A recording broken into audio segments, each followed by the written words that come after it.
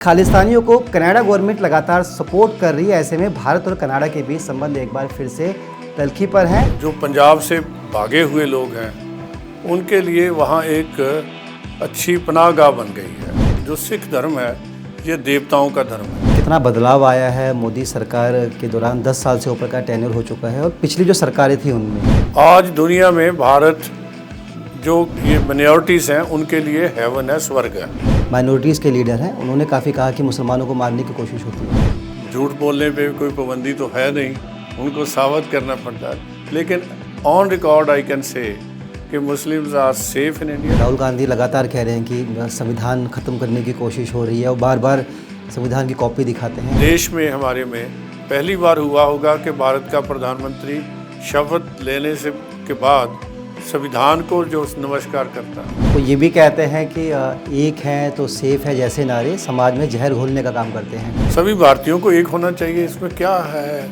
ऐसी डर वाली बात। आपने पंजाब में लॉ एंड ऑर्डर स्थापित करने में माइलस्टोन बनाए हैं। आपको लगता है पंजाब में अब स्थिति सुधरी है? जो पंजाब के लोग हैं उनको भी जो सिक्योरिटी चाहिए ना, वो सेंट्रल फोर्सेस की चाहिए। अरविंद साहब कहते हैं कि दिल्ली में स्थिति बड़ी ख़राब है, यहाँ कभी भी किसी को लूट लिया जाता है, गोली मार दी जाती है। भारत और कनाडा के बीच एक बार फिर से संबंध तल्खी पर है और ऐसे में याद आता है जनरल भिंडरवाला मामला।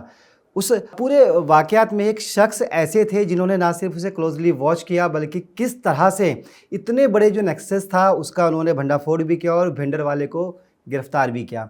जी हाँ, ये शख्स थे उस वक्त के तत्कालीन डीआईजी इकबाल सिंह लालपुरा जी। आज लालपुरा जी हमारे साथ हैं, इनसे बातचीत करेंगे क्योंकि फिर से भिंडरवाला मामले की याद ताज़ा हो रही है। जिस तरह से कनाडा के अंदर खालिस्तानी मूवमेंट ज़ोर शोर से चल रही है और इन खालिस्तानियों को कनाडा गवर्नमेंट लगातार सपोर्ट कर रही है। ऐसे में भारत और कनाडा के बीच संबंध एक बार फिर से तल्खी पर है। जो सिख धर्म है ये देवताओं का धर्म है, क्योंकि जो बाइबल भी है वो एंजल और डेविल की बात करती है। जो कुरान मजीद में भी फरिश्तों की बात होती है, शैतान की बात भी होती है। सनातन धर्म में भी देवताओं की बात है और दानवों की भी बात है। लेकिन गुरबानी कहती है बलिहारी गुरापणे दिहाड़ी सत बार, जिन मानस ते देवते की ये करत न लागी बार। ये इंसान को देवते बनाने का काम गुरु नानक ने शुरू किया। और देवता जब सारा सिस्टम फेल हो जाता है तो वो आते हैं और समाज की सेवा करते हैं, उनको काम करते हैं। आज भी ये देवते का डीएनए सिख समाज के अंदर है। जहाँ भी किसी समाज को प्रॉब्लम हो तो ये आगे बढ़ते हैं। इसलिए कनाडा में रहने वाले भी सिख भारत की धरती को अपनी माँ धरती मानते हैं और उसको प्यार करते हैं। एक मुट्ठी भर लोग जो देश को बदनाम करना चाहते हैं पर्सनल गेन के लिए। कुछ लोग तो ऐसे हैं जो यहाँ से अपराधी जाके बैठे हैं और उनको ये लगता है कि यहाँ पॉलिटिकल असाइलम मिलेगी, तो नाम वो पॉलिटिकल असाइलम देने वाले भी बैठे हैं और उनको सहायता करने वाले भी बैठे हैं। तो ऐसा है कि सिख समाज कनाडा में भी भारत के प्रति प्यार रखता है, इज़्ज़त रखता है और इसके लिए कुर्बानी करने को भी तैयार है। लेकिन एक मुट्ठी भर लोग हैं जिनको एक्सप्लॉइट किया जा रहा है for their personal gain, both side. देश को बदनाम करना चाहते हैं भारत को, उनके लिए भी है। और ये लोग जो हैं यहाँ भाग के वहाँ क्रिमिनल्स हैं बहुत सारे जो पॉलिटिकल असाइलम लेना चाहते हैं या वो भी वहाँ बैठे हैं। पंजाब से आतंक को ख़त्म करने में आपका बहुत बड़ा योगदान रहा है और तमाम जो उस वक्त के जाबाज अफसर थे उनका भी योगदान रहा है। क्योंकि बात अब कनाडा की हो रही है और खालिस्तान मूवमेंट आपने कहा मुट्ठी भर लोग वहाँ पर कर रहे हैं, लेकिन सरकार भी उन लोगों को सपोर्ट करती है। जो ट्रूडो साहब है वो हर मसले पर उनके साथ नज़र आते हैं। आपको क्या लगता है, दबाव है कनाडियन गवर्नमेंट पर या फिर कोई इंटरनेशनल प्रेशर की वजह से वो सपोर्ट करते हैं पर्दे के पीछे से? ये बात तो एक्सटर्नल फिल्म मिनिस्ट्री की है जी, लेकिन मैं ये कहता हूँ कि कनिष्क जो जहाज़ था जब वो भी ब्लास्ट हुआ उसके दोषियों को भी पकड़ने में कनाडा की गवर्नमेंट ने पूरा साथ नहीं दिया था। तो ये अंतर्राष्ट्रीय बात है, सरकार उनकी तरफ है। लेकिन मैं तो इतना ही जानता हूँ कि धीरे धीरे जो पंजाब से भागे हुए लोग हैं उनके लिए वहाँ एक अच्छी पनाहगाह बन गई है। जो पंजाब को भी बदनाम कर रही है और देश को भी बदनाम कर रही है। तो सरकार को, वहाँ की सरकार को चाहिए कि जो लोग भारत को वांटेड हैं उनको भारत को देना चाहिए। कुछ घटनाएं भी बढ़ी हैं सिखों के खिलाफ पिछले कुछ समय में। मैं कुछ आंकड़े भी शेयर करना चाहूँगा। तरन तारण के दो भाई थे कनाडा में, उनको वहाँ पर हमलावरों ने गोली मार दी। इसके अलावा इटमान एक जगह है, वहाँ पे अपार्टमेंट में एक सुरक्षा गार्ड का काम करता था हर्षदीप। ऐसे बहुत सारे वाक़े हैं। बैंकपुर में रिपुदमन सिंह मलिक को गोली मारकर हत्या कर दी गई। आपको लगता है कनाडा गवर्नमेंट का इनको सुरक्षा देने में तो ध्यान नहीं है, लेकिन जो पन्नू जैसे जो आतंकी संगठन चलाने वाले लोग हैं उनको किस तरह से सुरक्षा दी जाए? सिख समाज पे हमले हो रहे हैं, ये चिंता का विषय है। क्यूबेक में सिख को अभी भी पगड़ी नहीं पहने दी जाती काम के ऊपर। ये भी एक चिंता का विषय हमने टेक ओवर किया है। तो सिख समाज की वहाँ की जो कनाडा में मांगे हैं वो भी उनको देखना चाहिए। हमने तो एक्सटर्नल अफेयर मिनिस्ट्री से बात की है कि सिखों को पगड़ी पहन के वहाँ काम पे जाना, क्यूबेक में उनका ये अधिकार मिलना चाहिए। वो कहते हैं अभी उनका कोई लॉ ऐसा है जिसके बारे में बात चल रही है। सो कनाडा में सिख बराबर के शहरी हों, उनका अपना अधिकार हो, उनको काम पे जाने का अधिकार हो। तो इसके लिए कनाडा सरकार को काम करना चाहिए। आप सर राष्ट्रीय अल्पसंख्यक आयोग के चेयरमैन भी हैं देश के। क्या लगता है कितना बदलाव आया है मोदी सरकार के दौरान? 10 साल से ऊपर का टेन्योर हो चुका है और पिछली जो सरकारें थी उनमें। देखो ऐसा है कि ये माइनॉरिटी कमीशन जो बना, ये सोच ही जनता पार्टी की थी। देश 47 में आज़ाद हुआ, 77 तक किसी ने नहीं सोचा माइनॉरिटीज़ के बारे में। मैं ये नहीं कहता कि इनको एक्सप्लॉइट किया गया, लेकिन ये ज़रूर है कि इनके बारे में सोचा बिल्कुल नहीं गया। मोरारजी देसाई गवर्नमेंट में अटल बिहारी वाजपेयी जी विदेश मंत्री थे, LK Advani ji information and broadcasting minister थे, चरण सिंह जी होम मिनिस्टर थे। उनके कहने से माइनॉरिटीज़ के लिए दुनिया भर में पहली बार कमीशन एक बना, जिसका चेयरमैन एक यूनियन कैबिनेट मिनिस्टर रैंक के आदमी को बनाया गया। एक SC ST कमीशन 2 एक ही ऑर्डर से बने। तो असली काम था to remove the sense of insecurity, inequality and discrimination. आज दुनिया में भारत जो ये माइनॉरिटीज़ हैं उनके लिए हेवन है, स्वर्ग है। 1951 में जितनी पॉपुलेशन माइनॉरिटी की थी 16% थी, मेजॉरिटी 84% थी। अगर उसी रेशियो से बढ़ती तो आज मेजॉरिटी 90% से ज़्यादा होती। लेकिन हुआ इसके उल्ट, माइनॉरिटी बढ़ के 16 से 21% हो गई और मेजॉरिटी 84 से कम होकर 79% हो गई। बिल्कुल। देश के राष्ट्रपति माइनॉरिटी से हैं बने, एक नहीं 4। देश के प्रधानमंत्री बने, सुप्रीम कोर्ट के चीफ जस्टिस, स्पोर्ट्स में कोई ऐसी जगह नहीं है जहां माइनॉरिटी यहाँ आगे नहीं आ सकती।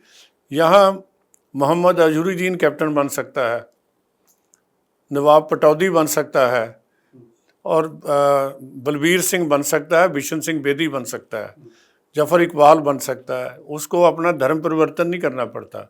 लेकिन हमारे साथ वाले देश में जो हमसे ही अलग हुए हैं, वहाँ यूनुस यूहन्ना को खेलने के लिए मोहम्मद यूनुस बनना पड़ता है। जिस दिन हम 550 साल गुरु नानक साहब का गुरुपुरब मना रहे थे, हमारे जो वहाँ ग्रंथी हैं ननकाना साहब के, उनकी बेटी को अगवा करके इस्लाम धर्म में ले आया गया। ये देश है जहाँ हर जो भी आदमी, इस बार 62 बच्चे जो हैं इस्लाम को मानने वाले IAS में आए हैं, 11 बच्चे जैन धर्म को मानने वाले IAS में आए हैं। सिखों के 3 आए इसलिए कि हमने पढ़ना ही छोड़ दिया। हम तो एक जम्मू कश्मीर से हैं, ये इसको सिख समाज को सोचना चाहिए कि एजुकेशन पे जोर दें, नहीं तो ये ब्यूरोक्रेसी से निकल जाएंगे। लेकिन यहाँ ऐसा दुनिया में कहीं नहीं है। अफ़गानिस्तान में 8 लाख हिंदू और सिख थे, आज वहाँ मंदिर गुरुद्वारे देखने वाला भी कोई नहीं।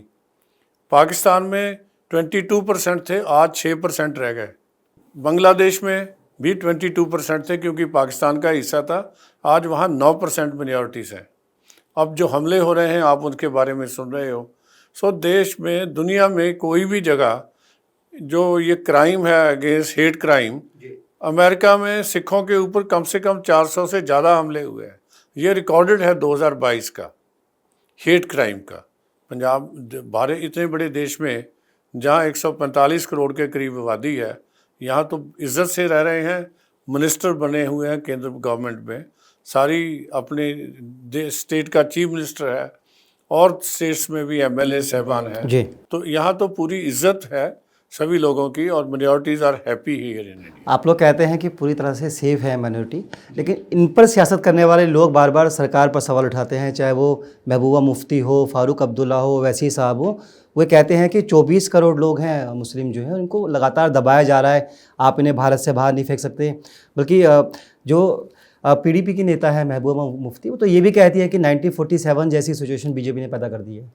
देखो बात ये है कि हमारे देश के प्रधानमंत्री ये कहते हैं कि देश में एक बच्चा भी उदास हो घर में और निराश हो तो घर में खुशी नहीं रह सकती। ये देश को आगे बढ़ाना है। आज हम 5वीं बड़ी शक्ति हैं दुनिया की, इकोनॉमिक पावर है, डिफेंस में हम बहुत मजबूत हुए हैं। तो हमारे घर में हमारा एक भी बच्चा नाराज़ हो तो देश में कैसे खुशी हो सकती है? ये प्रधानमंत्री जी की सोच है। दूसरे लोगों के लिए जो डेवलपमेंट स्कीम है वो 225 हैं, उसमें कहीं नहीं लिखा गया कि ये मिनॉरिटीज़ के लिए नहीं, वो सभी मिनॉरिटीज़ के लिए हैं, उसमें भी स्पेशल कंसिडरेशन है। लेकिन उनके अलावा 15 और स्कीमें भी है for the promotion of education and employment in minorities. अगर भारतीय नागरिक को 225 स्कीमों का लाभ मिलता है तो मिनॉरिटी वाले को 240 स्कीमों का लाभ मिलता है। ये भारत है, ये मोदी है जी, जो उनके बारे में ऐसा सोचते हैं। हाँ। लेकिन ये लोग सर ये भी कहते हैं कि आप बांग्लादेश में जो कुछ हो रहा है, वहाँ हिंदुओं पर जो अत्याचार हो रहे हैं वो माइनॉरिटी में, उसके लिए आप लोग पूरी सरकार खड़ी जाती है, लेकिन हिंदुस्तान में जो माइनॉरिटीज़ हैं उसके लिए सरकार कुछ नहीं करती। भारत में, क्योंकि मैं तो पिछले 3 साल से ज़्यादा समय हो गया मिनॉरिटी कमीशन को मैं लीड कर रहा हूँ, अफवाहें फैलाई जाती हैं। एक भी जगह हिंदू और मुसलमानों का, सिखों और मुसलमानों का, सिखों और हिंदुओं का किसी जगह झगड़ा नहीं हुआ, एक भी जगह नहीं है। मैं नूह में गया था तो लोगों ने वहाँ मुझे मिले, हिंदुओं ने मस्जिदें बचाई, जो मुसलमान वहाँ के रहने वाले हैं मेवाती, उन्होंने मंदिर बचाए। तो मैंने 84 कोसी यात्रा निकली, मुसलमान भाइयों ने हिंदुओं की सेवा की। तो मैंने उनको पूछा शरारती कौन है? कहते ढूंढिए, हम तो नहीं है। They are creating a false sense of insecurity amongst the minorities, जबकि मिनॉरिटीज़ यहाँ सेफ नहीं हैं। इसके आगे ये देश के बराबर के मालिक हैं। तो दुनिया में दूसरे नंबर की आबादी मुसलमान भाइयों की हिंदुस्तान में है, तो हर जगह आगे हैं। संभल को लेकर आप क्या कहेंगे? एक वीडियो भी काफ़ी वायरल हुआ पुलिसकर्मी वाला, इसमें बंदूक उनके हाथ में थी, इसको भी काफ़ी उठाया विपक्षी नेताओं ने, खासतौर पर ओवैसी हों या जो दूसरे माइनॉरिटीज़ के लीडर हैं, उन्होंने काफ़ी कहा कि मुसलमानों को मारने की कोशिश होती है। झूठ बोलने पे कोई पाबंदी तो है नहीं, उनको साबित करना पड़ता है। लेकिन on record I can say कि Muslims are safe in India. कल भी मेरे साथ मुसलमान भाइयों की मीटिंग थी, अजमेर शरीफ वाले भी परसों रात को मेरे पास थे। कोई ऐसा इंसिडेंट नहीं है जिसके बारे में ज़रा सी चिंता हो और हम उसमें इंटरफियर ना करें, उनमें आगे ना आएँ। तो समाज में एकता है, भाईचारा है, हम सब मिलके आगे बढ़ रहे हैं। डिस्क्रिमिनेशन तो वो होती अगर 62 बच्चे IAS क्वालिफाई करते, उसको कोई रोकता। ये जो अफवाहें फैलाई जा रही हैं ये किसी सच पे आधारित नहीं है। आप इकबाल जी राहुल गांधी पर भी काफ़ी बोलते हैं। राहुल गांधी लगातार कह रहे हैं कि संविधान ख़त्म करने की कोशिश हो रही है और बार बार संविधान की कॉपी दिखाते हैं। आप तो खुद माइनॉरिटी के चेयरमैन हैं, क्या लगता है वाकई ऐसा कुछ है या फिर? देखो, भारत का संविधान एक विश्व में सबसे बड़ा और सबसे अच्छा संविधान है। सारे संविधान अच्छे हैं उनके मुताबिक, लेकिन हमारा संविधान भी किसी से कम नहीं है। देश में हमारे में पहली बार हुआ होगा कि भारत का प्रधानमंत्री शपथ लेने से के बाद संविधान को जो नमस्कार करता है, पार्लियामेंट में जाने से पहले संविधान को नमस्कार करता है। तो संविधान की तो हम पालना ही नहीं करते, संविधान पे चलना हर एक भारतीय की जिम्मेवारी है और प्रधानमंत्री जी इस बात की मिसाल है। तो जो आदमी मुझे तो नहीं समझता कि उनको क्या कहें, किसी बात को हो तो हम भी अब बूढ़े हो गए हैं, हमें अच्छा नहीं लगता कि हम किसी नौजवान पे ऐसी बात करें। उसको तो बहुत इंटेलिजेंट होना चाहिए था, सोच समझ के बात करनी चाहिए थी। वो ये भी कहते हैं कि एक है तो सेफ है जैसे नारे समाज में जहर घोलने का काम करते हैं। देखो, एक है तो सेफ है, तो इसमें तो सभी भारतीयों को एक होना चाहिए। इसमें क्या है ऐसी डर वाली बात? जो इनको अलग अलग करना चाहते हैं उनको जरूर डर महसूस होगा। लेकिन वो कहते हैं एक है का मतलब ये हिंदुओं में एकता की बात नहीं करते नहीं हैं नहीं, और ऐसा मुसलमानों को इससे अलग करते हैं। ऐसे सभी लोग हैं। हम भी भारतीय जनता पार्टी में हैं और सारी कम्युनिटीज़ के लोग भारतीय जनता पार्टी में हैं। तो एकता ऐसी कौन सी, कहाँ कहाँ उसमें लिखा कि हिंदू एक हो जाए? अरे भारतीय एक हो, सभी को एक ही होना चाहिए। सर एक बार आपने कहा था कि जब मैं पंजाब जाता हूं तो मुझे कई बार शाय फील होता है, यहाँ पर कुछ सड़कें हैं जिनके जो हमारे पूर्वज हैं उनके नाम पर नहीं है। अमृतसर में लॉरेंस रोड तो है लेकिन महाराणा रणजीत सिंह रोड नहीं है। साथ ही आपने कहा कि गुरु रामदास रोड नहीं है। हमको हमारा इतिहास नहीं पढ़ाया जाता। लगता है कुछ बदलाव हुआ, अब आप जाते हैं कुछ चीज़ें बदली नज़र आती हैं। अभी तो कुछ इनकी तरफ ध्यान नहीं है। जैसे लोगों को पता ही नहीं है, जहाँ महाराजा रणजीत सिंह के पिताजी का नाम सरदार महासिंह था, वो लोगों को ये नहीं पता कि ये महासिंह रोड है कि मानसिंह रोड है, महासिंह है कौन था। ये इतिहास लोगों तक जाना चाहिए। हाल बाजार का नाम तो चाहे किसी समय गुरु रामदास बाजार रखा गया, लेकिन आज भी लोग हाल बाजार ही बोलते हैं, माल रोड बोलते हैं। जहाँ महाराजा रणजीत सिंह का पैलेस है उसको भी अब जो है वो महाराजा रणजीत सिंह के नाम का वो शहर है। उनकी यहाँ उनकी हमेशा आके ठहरते थे, पैलेस है, सब कुछ है। यहीं करेंसी बनती थी किला गोविंदगढ़ में। इतनी सेवा उन्होंने की, उनके नाम का कितनी सड़कें हैं वहाँ। और जिन लोगों ने हमारे देश के लिए कुर्बानियाँ की वो हमारे नेशनल हीरो हैं। उनके उन शहरों में, जैसे अभी देख रहा था कि 1831 में जो अंग्रेज़ों से ट्रीटी हुई भी रोपड़ में हुई। रोपड़ में भी महाराजा रणजीत सिंह के जो म्यूज़ियम बननी चाहिए। जो वहाँ उनका, जो मैं गया था, स्टैचू उनका लगा है तो घोड़े की टांग टूटी हुई है, फाइबर का स्टैचू है। तो उसको उस ढंग से हम ले रहे हैं। इनको कहने का, ऐसे तो माता गुजरी के नाम पे भी सड़क का नहीं है जहाँ से वो चल के आई। मैंने भगवंत मान जी को भी लिखा था कि वो चल के आए हैं अनंतपुर साहब से, और बच्चों की शहादत हुई फतेहगढ़ साहब तक जब आए हैं 93। तो उस रोड का नाम भी या साहबजादों के नाम पे रख दो या माता गुजरी के नाम पे रख दो। लोगों को अपना इतिहास तो पता चले। ये हमारा इतिहास देश के हर कोने में पहचाने का काम, दुनिया भर में लेके जाने का काम केवल और केवल नरेंद्र भाई मोदी ने किया है। बाल दिवस मना के अब सारी दुनिया में पढ़ा जाता है। सर आपने पंजाब में लॉ एंड ऑर्डर स्थापित करने में माइलस्टोन बनाए हैं, एग्जाम्पल हैं, आने वाली पीढ़ियाँ भी पढ़ेगी उन चीज़ों को। और आपने कहा कि थाने ऐसे होने चाहिए कि लोग फ्रेंडली हो, वहाँ पे लोग अपनी समस्याएं लेकर आते हैं, ना कि पुलिसकर्मियों से डर कर लोग थाने से बाहर जाएं। आपको लगता है पंजाब में अब स्थिति सुधरी है? अभी एक विडो की आपके दफ्तर में आने से पहले ही उसको, उसके हस्बैंड की इंडिया में डेथ हो गई, बल्गेरियन लेडी है, तो उसको विदेश जाना था। 3 दिन से एक दफ्तर में बैठी है वो जाके, और मुझे वहाँ से टेलीफोन कर रही है कि मेरी मदद कीजिए। तो अभी मैंने एसपी को रिक्वेस्ट की कि उसके एक दस्तखत होने हैं, वो तो कर दो। वहाँ जो पुलिस स्टेशन सेवा के केंद्र होने चाहिए, सर्विस होनी चाहिए, समाज की सेवा। Police officer should be a wise and impartial friend and a protector against injury to person and property.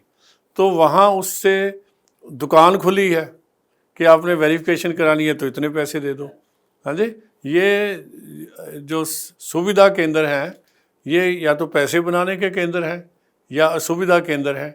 काम तो तब होगा पुलिस का अगर लोगों से मिले, उनके घर पे जाके, उनके रास्ते में जहाँ भी कोई प्रॉब्लम है उसको दूर। अरविंद साहब कहते हैं कि दिल्ली में स्थिति बड़ी ख़राब है, अब बीजेपी कुछ कर नहीं पा रही है, होम मिनिस्ट्री की दिल्ली पे नज़र नहीं है, कभी भी किसी को लूट लिया जाता है, गोली मार दी जाती है। देखो 1% क्रिमिनल सारे समाज में होते हैं, इतनी बड़ी पॉपुलेशन है, हर आदमी को सिक्योरिटी नहीं दी जा सकती, लेकिन ओवरऑल कंडीशन ऑफ दिल्ली की जो है लॉ एंड ऑर्डर की सारे देश में सबसे अच्छी है, और सबसे बुरी है पंजाब में। जो पंजाब के लोग हैं उनको भी जो सिक्योरिटी चाहिए ना, वो सेंट्रल फोर्सेस की चाहिए, ना कि पंजाब की पुलिस भी। उनको भी केजरीवाल जी को चाहिए कि आपके 3 साल पूरे हो गए पंजाब में, पंजाब को एक मॉडल बना दीजिए ना पुलिसिंग का, तो फिर ये सारा police should be made wise and impartial friend. आपको लगता है दिल्ली में आम आदमी पार्टी अच्छा काम करे, आप बीजेपी स्पोक्स पर्सन के पद पर भी रहे हैं, लग रहा है वाकई फिर से रिपीट होगी आप सरकार या कुछ बदलाव आपको लगता है? देखो लोगों के मनों में अब इनकी जो सच है वो सामने आ गया। आपने कुछ बातें मेरे बारे में कही, मैं इंडियन पुलिस सर्विस में रहा हूँ, Kejriwal ji Indian revenue service में रहे हैं, कुछ 10 बातें बताएं जो उन्होंने सर्विस में रह के अच्छा काम किया, वहाँ से कागज़ निकाले और लोगों को बदनाम किया, और उसके बाद वो कागज़ों का क्या बना ये तो मुझे नहीं मालूम, लेकिन उनमें से कोई कन्विक्शन भी नहीं हुई, किसी के खिलाफ इनके सबूत नहीं है। जिनको ये कह रहे थे ये अपराधी की वृत्ति के लोग हैं, ये रिकॉर्ड है, उन्हीं से इनका कंप्रोमाइज़ है, और ख़ुद इन्होंने लोकपाल नहीं बनाया, और जो चार्जेस इनके खिलाफ लगे हुए हैं उसमें जैसी चीज़ें निकल के आ रही हैं अब लोगों के सामने है। वो तो आप लोगों के लिए भी बोलते हैं सर कि वॉशिंग मशीन है बीजेपी के पास, जो भी करप्ट नेता जाता है उस पर सारे केस खत्म हो जाते हैं। केस ख़त्म नहीं होते, केस जो भी आदमी आता है उसका चॉइस है कि वो किसी भी राजनीतिक पार्टी में आ सकता है, और उसके बाद लॉ अपना काम करता है। तो लॉ में अगर कोई किसी के खिलाफ आपके पास एविडेंस नहीं है तो कोर्ट उसको कैसे सज़ा दे सकती है? It is for the court to decide. जब किसी के खिलाफ FIR दर्ज होती है तो ultimately decision is by the court. Police जो है वो किसी के खिलाफ फाइनल रिपोर्ट सबमिट कर सकती है, वो कैंसलेशन भी हो सकती है, अनट्रेस भी हो सकती है, चलान भी हो सकता है, लेकिन फाइनल डिसीजन कोर्ट का होता है, हाँ, अदालत का फैसला, उसमें किसी भी राजनीतिक पार्टी की कोई दखलंदाजी। उसमें इनको भी फ़ायदा मिला शराब वाले मामले में, सबकी बिल एक के बाद एक होती गई। एक सवाल दिल्ली को लेकर ही है, वो ये भी सवाल उठाते हैं कि आपके पास दिल्ली में चेहरे नहीं हैं, किन चेहरों के दम पर आप दिल्ली का चुनाव लड़ेंगे? सारे अच्छे चेहरे हैं, उनके पास शायद केजरीवाल के बिना कोई चेहरा नहीं है, यहाँ तो सारे चेहरे चेहरे हैं, अच्छे अच्छे लोग हैं, और जिसको भी पार्टी जिम्मेवारी देगी वो एक अच्छा काम करके दिखाएगी। एक आखिरी सवाल सर, काफ़ी समय आपका लिया। पंजाब में किसान फिर से नाराज़ हैं और सड़कों पर बैठे हुए हैं, शंभू बॉर्डर से वो लगातार आगे बढ़ने की कोशिश कर रहे हैं। आपने भी कई बार बातचीत की है, और उनकी जो समस्याएं हैं उसको आप कैसे देखते हैं? और बार बार एक टाइम टेन्योर के बारे बार बार आंदोलन करने शुरू कर देते हैं, आपको उसके पीछे वजह क्या लगती है? देखो मैं खुद किसान हूँ, मेरे पिताजी भी किसान थे, फैमिली किसान का काम करती है, आज भी खेतीबाड़ी हम करते हैं। किसानी घाटे का सौदा है, इसमें कोई लाभ नहीं है, लेकिन घाटा क्यों है ये किसानों को देखना होगा। पंजाब में रिसर्च नहीं हो रही एग्रीकल्चर पे, जो पुरानी यूनिवर्सिटी एग्रीकल्चर लुधियाना बनी है उसके अलावा और कोई यूनिवर्सिटी नहीं बनी, क्योंकि हम पिछले साल से बड़े सालों से कम 60 साल हो गए पंजाब में लॉ एंड ऑर्डर की सिचुएशन पैदा हुई। सरकार को उस पर हल करना चाहिए। ये खेती जो है ये कंकरेंट लिस्ट में है एग्रीकल्चर। पिछली बार जब गवर्नमेंट ऑफ इंडिया ने कानून बनाया था तो केजरीवाल जी ने तो कहा कि ये बढ़िया कानून है, उसको रेटिफाई भी कर दिया। फिर इनको याद आया कि वोट नहीं मिलेगी तो उसको कहा कि ये ठीक नहीं हुआ मेरे से, वो सेल्फ कॉन्फिडेंट नहीं थे। इसी तरह पंजाब की सरकार ने कहा कि बिल ठीक नहीं है, हम इनको लागू नहीं करेंगे। लागू ना करो, जो आपके बिल हैं खेती के वो तो बनाओ, खेती पे रिसर्च कराओ, खेती पे सहायक धंधे पैदा हों और काम हो। तो वो अगर सरकार ही किसी, मैं तो आज भी कहता हूँ, ऑन रिकॉर्ड कहता हूँ, मैं सरदार भगवंत सिंह मान जी को रिक्वेस्ट करता हूं कि किसी की जान को दांव पे मत लगाओ। आप चीफ मिनिस्टर हैं, आप उनके पास जाओ, देखो कैसे खेती आगे बढ़ सकती है, और कहीं आपको केंद्र सरकार की ज़रूरत है तो केंद्र सरकार से भी बात करिए। मैं भगवंत मान जी आपके साथ चलूँगा, और जहां बैठ के हो सकता है किसानों का लाभ दोनों सरकारें मिलके, उसमें आप आगे लगिए, हम आपके साथ दें। चलिए सर, बहुत बहुत शुक्रिया। तो ये थे राष्ट्रीय अल्पसंख्यक आयोग के चेयरमैन इकबाल सिंह लालपुरा जी। पूरी तरह से कॉन्फिडेंट हैं कि हिंदुस्तान के अंदर माइनॉरिटीज़ को लेकर जो काम प्रधानमंत्री नरेंद्र मोदी की सरकार ने किए हैं, पिछला किसी भी सरकार के कार्यकाल के दौरान इतने काम नहीं हुए। इसके साथ साथ दिल्ली चुनावों को लेकर भी दावा कर रहे हैं कि इस बार दिल्ली में बदलाव होगा। आम आदमी पार्टी की जगह इस बार दिल्ली में बीजेपी का कमल खिलना तय है। फिलहाल इस पेशकश में इतना ही। मुझे दीजिए इजाज़त। नमस्कार।